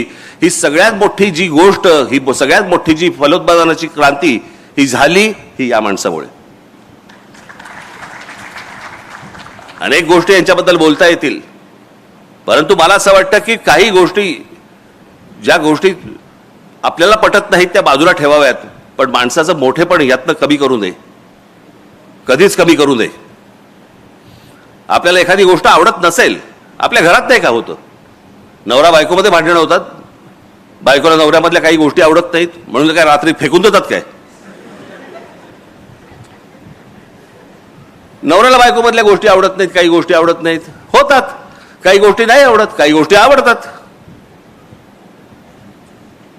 मला असं वाटतं तशी प्रत्येक व्यक्ती आपण बघितली पाहिजे, पण ती व्यक्ती जातीतून पाहता कामा नये, बिलकुल पाहता कामा नये. पुढे भांडारकर इन्स्टिट्यूटचे रामकृष्ण गोपाळ भांडारकर, पांडुरंग वामन काणे, हे कृपा करून, मी माझ्याकडे त्या आहे, याच्यात खूप वेळ जाईल म्हणून मी वाचत नाहीये. इरावती कर्वे, दुर्गाबाई भागवत, कमाल समाजसेवक, नवा विचार, बाबा आमटे, नानाजी देशमुख, विस पागे. आज आपण जी ह्याची योजना बघतो, रोजगार हमी योजना, म्हणजे रोजगार हमी योजना ही महाराष्ट्रामध्ये आणून देशभर पसरली गेली, कारण योजनाच महत्वाची होती. ती रोजगार हमी योजना आणण्याचं सगळ्यात मोठं काम हे विस पागेंचं आहे. हमीद दलवाई, हे मगाशी सांगितले मी, ते पुढे घे, हे सगळे सांगितले मी. श्रीपाद अमृत डांगे, कम्युनिस्ट पक्षाची स्थापना जिकडे झाली त्यातल्या सगळ्यात महत्वाची व्यक्ती ज्या कम्युनिस्ट पक्षातली ही श्रीपाद अमृत डांगे. मी यांना भाषण करताना स्वतः बघितलेलं आहे, ऐकलेलं आहे. शिवसेनेच्या पहिल्या अधिवेशनाला प्रमुख पाहुणे हे श्रीपाद अमृत डांगे होते. त्यांना मी त्यावेळेला कितवीत होतो, मी त्यावेळेला साधारणपणे 9वीत वगैरे असेल, 9वी 10वीत वगैरे असेल, 8वी 9वीत असेल. त्यावेळेला असा स्टेजच्या बाजूला उभं राहून मी डांगेंना भाषण करताना ऐकलंय. अप्रतिम वक्ता. ही जी संपूर्ण ज्याला आपण म्हणतो ना कामगार चळवळ ही निर्माण करणारी ही सगळी मोठी माणसं. शेतकरी कामगार पक्ष, त्याची स्थापना 1946 सालची स्थापना आहे शेतकरी कामगार पक्षाची. त्याच्या 1 वर्ष नंतर स्वातंत्र्य मिळालंय. एक मोठ्या संघटना, मोठा पक्ष. शंकरराव मोरे, कांशीराम यांची बसपाच ना, बसपा ही इथे खडकीला स्थापन झाली आहे पुण्यात, उत्तर प्रदेशमध्ये नाही. पुढचं राजकारण उत्तर प्रदेशचं केलं, परंतु स्थापना त्यांनी बसपाची ही तिकडे केली आहे, बामसेफची. मायावती बामसेफची. सहकार चळवळ, धनंजयराव गाडगीळ, विखे पाटील, हे सगळे सहकारातले. मला एक सांगावं कोणतं क्षेत्र उरतं. पुढे पुढे जा. तात्यासाहेब कोरे, इतिहासकार, विका राजवाडे, सरदेसाई, शेजवलकर, बेंद्रे, बाबासाहेब पुरंदरे, रणजित देसाई, गजाननराव बेंद्रे, बिचारे आत्ताच गेले, विज्ञान, गोवारीकर, नारळीकर, माशेलकर, भाटकर, पत्रकारिता, बाळशास्त्री जांभेकर, वेलकर. हे वेलकर, एक मिनिट थांबा, हे महत्वाचे आहेत. हे वेलकर इंग्रजांच्या त्यावेळेला, त्या काळामध्ये या मराठी माणसाने एका इंग्रज माणसाबरोबर मिळून एक इंग्रजी दैनिक स्थापन केलं. त्या दैनिकाचं नाव होतं बॉम्बे हेराल्ड. ती जी कंपनी स्थापन झाली, ती कंपनी नंतर ब्रिटिशांनी नंतर तिकडे विकत घेतली. त्यांनी काय ते बेनेट कोलमन यांनी विकत घेतली. तो आजचा टाइम्स ऑफ इंडिया. पण ती निर्मिती केली एका मराठी माणसाने. आम्हाला माहितीच नाही, जाऊ देत. कृष्णाजी बरोबर खाडीलकर हे केसरीमध्ये लिहायचे, नंतर स्वतःचं वर्तमानपत्र उभं केलं, नवाकाळ. आचार्य यात्रा यांच्याबद्दल काय बोलायचं. पांडुरंग सदाशिव खानखोजेंबद्दल मी तुम्हाला वाचून दाखवतो मुद्दामून.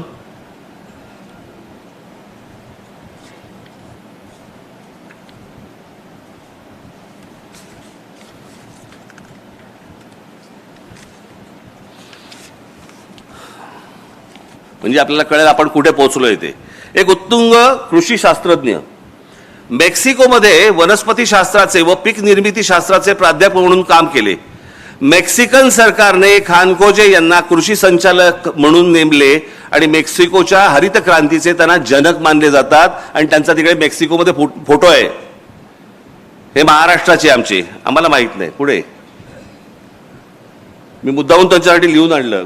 माधवराव गाडगीळ, माधवराव चितळे, पाण्यावरचं प्रचंड मोठं काम. चित्रपट दासाहेब फाळके, आम्ही विसरलो. बाबूराव पेंटर, आम्हाला माहित नाहीत. व्ही शांताराम कोण होते माहित नाही. मीनाक्षी शिरोडकर माहिती द्या कोण, माहिती आहे तुम्हाला कोण आहेत त्या? मीनाक्षी शिरोडकर. त्यांची पुतणी कोण पाहिजे, कोण नात कोण? शिल्पा शिरोडकरची आजी. आता कळलं? मी मगाशी म्हटलं ना तुम्हाला की महाराष्ट्रामधल्या स्त्रिया ह्या क्रांतिकारक स्त्रिया आहेत. या क्रांतिकारक स्त्रियांमध्ये यांचं नाव खूप महत्वाचं आहे. या तर होत्याच, म्हणजे मोठ्या हिरोईन तर होत्याच, परंतु मी जर चुकत नसीन तर मला असं वाटतं त्यावेळेला आचार्य यात्रेंच्या ब्रह्मचारी या नावाच्या चित्रपटामध्ये ह्या पहिल्या भारतीय स्त्री आहेत ज्यांनी स्विमसूट घातला होता. स्विमसूट, स्विमिंग करण्याचा जो ड्रेस असतो ना तो घालणारी कॅमेरा समोरची पहिली स्त्री. हे फक्त महाराष्ट्रात घडू शकतं. आणि महाराष्ट्रामध्ये शिव शिव शिव शिव असं करणारे नव्हते लोक. आपल्याकडे आता सगळं सुरू झालंय. तिकडे नको बघू, तिकडे नको बघू, मी बघतो. तू नको बघू. अरे तू नको बघू, तू का बघतो मग?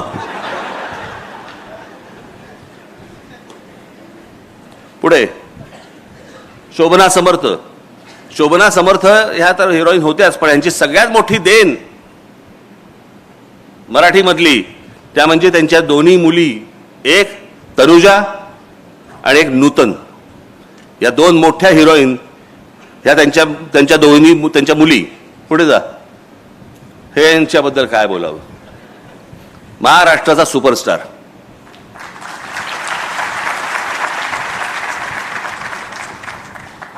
पण आमच्याकडेच नाकं बुरडणारी जास्ती. आता वाटेल ते बघतील त्या इंस्टाग्रामवरती, पण दादा कोंडके म्हटल्यानंतर नाही नाही फार अश्लील बोलायचे. अश्लील सध्या जे काय OTT प्लॅटफॉर्मवरती जे सुरू आहे सगळ्या चित्रपटांमध्ये आणि मालिकांमध्ये ते काय आहे?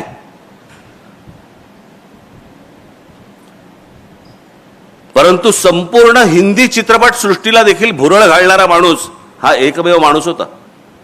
मी स्वतः बघितलेलं आहे. मी तुम्हाला सांगतो, आमच्या बांद्र्याच्या कला मंदिरमध्ये एकदा मी त्यांचा चित्रपट पाहायला गेलो होतो. आणि पुढे तो बॉक्स होता. बॉक्समध्ये आम्ही 4 जण होतो. बॉक्स काहीतरी एक 20चा बॉक्स होता. आम्ही 4 जण होतो. पुढचे 16 जण हे सगळे गुजराती होते आणि करून हसत होते. दादा कोंडकेंच्या चित्रपटाला आले होते. त्यांना समजतंय, ते येत आहेत, ते पाहतायत. आमच्या लोकांचं त्यांना फार महत्व. आम्ही विसरून गेलो. पुढे दादा कोंडकेंच्या नावाने काय आहे महाराष्ट्रामध्ये? एक तरी वास्तू आहे, एक तरी रस्ता आहे, एक तरी चौक आहे. काही नाही आमच्याकडे. निळू फुले निळू भाऊंच्या नावाने काय आहे? एक कुठेतरी एका रेस्टॉरंटमध्ये मी बघितलं, एक आमच्या जवळचे आहेत त्यांच्याकडे विचारांकडे ते निळू भाऊ एका झोपाळ्यावरती बसले, त्यांच्या रेस्टॉरंटमध्ये त्यांनी ठेवले. ते पुसतात त्यांना. पण निळू भाऊंच्या नावाने काय? काही नाही आमच्याकडे. नूतन. पुढे जा, पुढे जा. आशुतोष गोवारीकर, पहिला मराठी माणूस ज्याचा चित्रपट ऑस्कर नॉमिनेशन त्याला मिळालं. Oscar nomination. एक दिग्दर्शक, मराठी दिग्दर्शक. आम्ही विसरून गेलो. पुढे पुढे संगीतकार श्रीरामचंद्र, केवढा मोठा संगीतकार होऊन गेला. आमच्याकडे शिवाजी पार्कला एक कोपरा आहे, कोपरा, श्रीरामचंद्र चौक. अहो आमच्याकडे मुंबईला मोहम्मद रफींच्या नावाने चौक आहे. मोहम्मद रफी, मोहम्मद रफींच्या गाणी आजही सगळेजण ऐकतात. त्यांचे जगामध्ये इतके मोठे त्यांचे ऐकणारे लोक त्यांचे आहेत, फॉलोअर्स आहेत. आम्हाला काही त्याचं नाही, आम्ही आमच्या फक्त तिकडे बांधून ठेवलं एक चौक, मोहम्मद रफी चौक.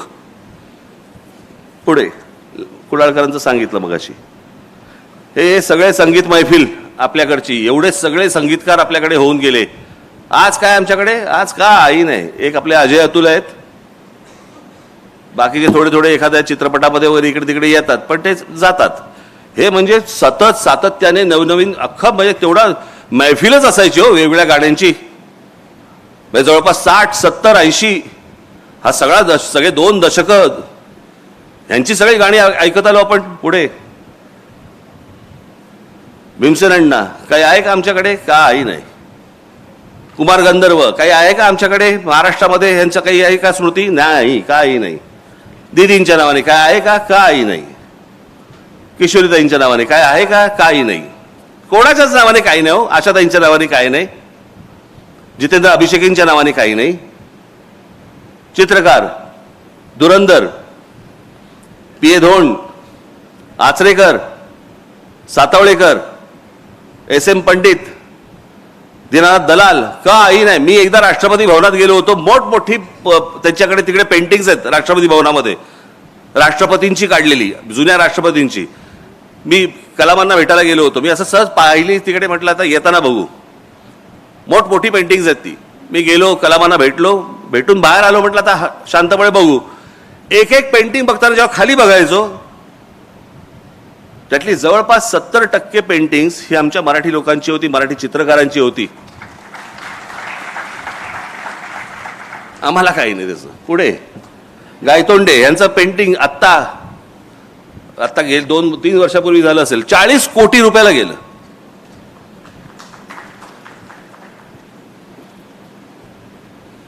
बाबूराव सडवेलकर, रवी परांजपे, इथे आमच्याकडे पुण्यामध्येच प्रचंड मोठा माणूस, प्रचंड मोठा चित्रकार. सदाशिवराव साठे, आम्हाला माहितीच नाही साठे कोण. गेटवे ऑफ इंडियावरती अनेक पुतळे आहेत असे, पण गेटवे ऑफ इंडियावरती जो महाराजांचा जो पुतळा आहे, अश्वारूढ पुतळा, तो साठेंनी उभा केलाय. हे त्याचे शिल्पकार. पुढे जा. राम सुतार, आता गंमत सांगतो, राम सुतार प्रचंड मोठा शिल्पकार. किती मोठा, यांनी बनवलेल्या वल्लभभाई पटेलांच्या पुतळ्यावरती तो पुतळा चीनमध्ये गेला. चीनमध्ये तो प्रचंड मोठा पुतळा त्या पुतळ्यावरनं बनवला, आणि जो आता गुजरातमध्ये वल्लभभाई पटेलांचा पुतळा जो आहे ना, तो मूळ पुतळा राम सुतारांचा. आम्हाला माहित नाही, आम्ही जातोय तिकडे पुतळे बघतोय, वा वा छान, चला. उद्योग शंतराव किर्लोस्कर, पुणा, गरवारे इथेच, दाजी काका गाडगीळ, चितळे, एस एच केळकर म्हणजे जगभरामधली अनेक जी परफ्युम्स येतात तुम्हाला आज आपण वापरतो, याचा जो अर्क जातो ना अनेक ठिकाणचा, तो एस एच केळकरांकडनं जातो. मोठमोठ्या परफ्युम्सचा, मोठमोठ्या ते काय ज्या असतात त्या सुगंधी गोष्टी. वजे पण बीजी शिर्के आमच्या इथलेच, हे सिपोरेक्स ज्या इमारती ज्या उभ्या राहत आहेत त्याच्या ज्या विटा आहेत सिपोरेक्सच्या, हे आमचे शिर्के. हे केशव पेंढारकर म्हणजे कोण आमचे, आम्ही तो फक्त आमचा रामदेव बाबा बघतो, अप्पर डिप्पर मारलेला.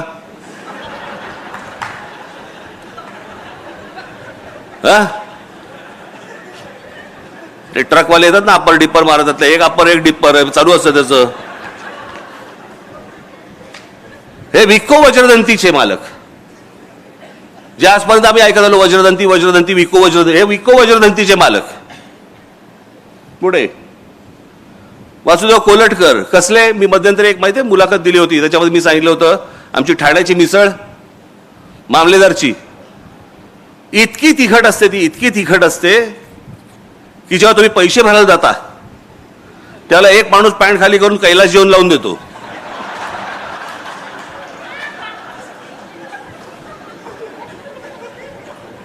ते कैलास जेवण बनवणारे हे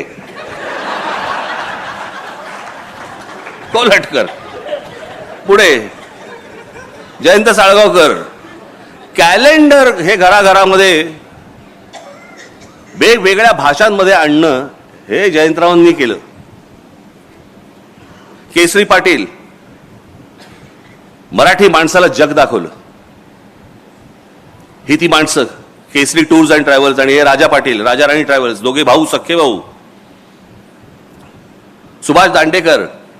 आज पण पूर्वीपासून आजपर्यंत तुम्ही शाळेमधली मुलं कोणता कंपास बॉक्स वापरतात? कॅमलिनचा वापरतात. ते कॅमलिनचे जे मालक आहेत ते सुभाष दांडेकर. जे आजपर्यंत सगळे चित्रकार जे रंग वापरत आले ते कॅमलिनचे रंग वापरत आले. जे आजपर्यंत सगळ्यांचे ब्रश आणि पेन्सिल वापरत आले ते दांडेकर, हे सुभाष दांडेकर, हे कॅमलिनचे वापरत आले. हे आमचे सुभाष दांडेकर. आम्हाला नाही माहिती त्यांच्या नावाने काही आहे का महाराष्ट्रामध्ये? काही नाही. पुढे बाबा कल्याणी इथलेच. राजीव सामंत यांनी वाईन व्यवसायामध्ये, वाईनच्या व्यवसायामध्ये इतकी मोठी भरारी केली जगामध्ये. यांची सुलाच ना, सुला वाईन्स. अनेक लोक आज वाईन क्षेत्रामध्ये, वायनरीजमध्ये आहेत, अनेक जण आहेत, परंतु वाईन हे मोठं केलं सगळं प्रकरण हे राजीव सामंत यांनी. पुढे आनंद देशपांडे, विठ्ठल कामत, रवी पंडित, बराबर पुढे झाले, विष्णुदास भावे, राम गणेश गडकरी, बालगंधर्व, केशवराव भोसले, वसंत कानेटकर, तेंडुलकर. तेंडुलकरांची एक गोष्ट तुम्हाला सांगतो, शेवट जाता आता फक्त एक तुम्हाला गोष्ट सांगतो, बाकी राहू देत सगळे. मला जावेद अख्तरांनी सांगितलेली गोष्ट सांगतो तुम्हाला. मला जावेद अख्तरांनी मला सांगितलं की म्हणे आम्ही उत्तर प्रदेशमधले, खरं ते मध्य प्रदेश, उत्तर प्रदेशचे, म्हणे आमच्याकडे आम्ही सगळेजण नाटक बिटक, आमच्याकडचं साहित्य, काव्य बिव्य, शेर, आम्ही सगळे त्याच्यामध्ये मशगूल. म्हणे काय आमच्याकडचं साहित्य आणि काय आमच्याकडच्या गोष्टी आणि काय याच्यामध्येच आम्ही होतो. त्या तारुण्यामध्ये मी ते सगळं घेऊन की आम्ही कोण आहोत, आम्ही कोणतरी आहोत असं घेऊन म्हणे आम्ही महाराष्ट्रामध्ये आलो. महाराष्ट्रात आल्यानंतर काही दिवसांनी म्हणे माझ्या इथे ओळखी झाल्या, काही मित्र मला भेटले, काही त्यातले मित्र माझे मराठी होते म्हणे. आणि त्या मित्रांना मी भेटलो आणि भेटल्यावर त्यांनी मला सांगितलं चला एका नाटकाला घेऊन जातो तुला, मराठी नाटकाला. तुला कोणतं नाटक? ते म्हणे काय ते शांतता कोर्ट चालू आहे. आणि म्हणे मी ते बघायला गेलो. हे त्यांचं वाक्य सांगतो, मी ते नाटक पाहिलं आणि त्या क्षणाला मला असं वाटलं मी थोबाडीत मारून घ्यावी. की आम्ही ज्या भ्रमात होतो की आमच्याकडचं उत्तरेकडचं आमचं नाटक आणि काव्य आणि सगळ्या गोष्टी इतक्या प्रचंड ताकदीच्या आहेत, हे नाटक पाहिल्यावरती आमच्या लक्षात आलं की आम्ही कुठे आहोत आणि हे महाराष्ट्र कुठे आहे, मराठी लोक कुठे आहेत. हे बाहेरच्यांना जाणवतंय महाराष्ट्राचं महत्व, महाराष्ट्राला कधी जाणवणार आहे? तुम्हाला कधी कळणार आहे आपण कोण आहोत, आपल्याकडे काय आहे, आपल्याकडे काय ताकद, आपले पूर्वज काय बोलून गेले. हे आपले पूर्वजच. या लोकांनी इतक्या खस्ता खाल्ल्या, इतकी तपश्चर्या केली, इतक्या गोष्टी केल्यात या महाराष्ट्रासाठी, ज्याचं या महाराष्ट्राला शून्य कौतुक आहे. आणि आम्हाला काही त्याच्याशी देणं घेणं नाहीच. आम्ही सहज दुसऱ्याशी सहज हिंदीमध्ये बोलायला लागतो. माझं तुम्हाला फक्त सांगणं आहे आज, बाकी सगळं सोडून द्या. सगळ्या गोष्टी होत राहतील, आम्ही त्या सगळ्या गोष्टी करत राहू. महाराष्ट्रामधल्या मराठी माणसांनी फक्त मराठीमध्ये बोलावं, समोरचा हिंदीत बोलला तरी चालेल.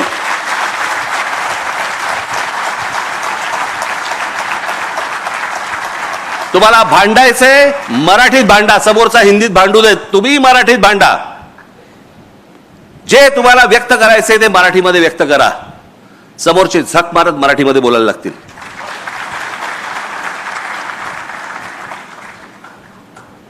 आज मला मराठी बोलणारा महाराष्ट्र हा माझ्या स्वप्नातला महाराष्ट्र आहे, हा माझ्या मनातला महाराष्ट्र आहे. एकदा तुम्ही भाषेवरती जर समजा टणक राहिलात आणि कडक राहिलात, बाकीच्या गोष्टी आपोआप घडतील. माझी तुम्हाला हात जोडून सगळ्यांना विनंती आहे, तुम्ही इथे जमलेल्या सर्वांना आणि इथे माझे प्रसार माध्यमाचे लोक जे आले असतील त्यांच्या मार्फत जे महाराष्ट्रामध्ये जे कोणी लोक बघत असतील, ऐकत असतील, त्या सर्वांना माझं सांगणं आहे, जिथे कुठे जाल, जिथे कुठे बोलाल, ज्यांच्याशी कोणाशी बोलाल, समोरचा मराठी असो कोणी म्हणजे कुणी असू देता मराठी, तुम्ही सगळेजण त्याच्याशी मराठीमध्ये बोलावं एवढी फक्त हात जोडून विनंती करतो. आज रोहितराव मला तुम्ही आज इथे बोलवलं, मला माहिती नाही मी किती वेळ बोललो, बोलण्याच्या ओघात जरा जास्ती बोललो असेल, परंतु समजून घ्या माझं म्हणणं काय आहे ते, आणि त्याप्रमाणे मला असं वाटतं याच्या पुढचा महाराष्ट्र आपण सगळेजण घडू ही एक इच्छा व्यक्त करतो आणि आपण सर्वांची मी रजा घेतो. धन्यवाद. जय हिंद, जय महाराष्ट्र.